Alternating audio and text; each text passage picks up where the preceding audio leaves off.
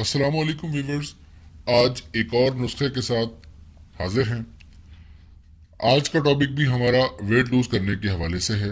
आज हम जिन चीज़ों का इस्तेमाल करेंगे वो है तीन चीज़ें, जिसमें सबसे इम्पोर्टेंट चीज़ आपका शहद है, अदरक है और लेमन है।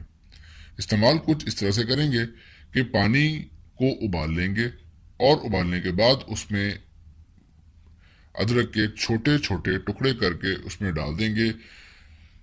उस पैन को, उस देचकी को गर्म कर लें, उसको ढक देंगे। 15-20 मिनट तक उसको उबालेंगे। इतना उबालना है कि अदरक का तमाम जूस निकल के उस पानी में शामिल हो जाए।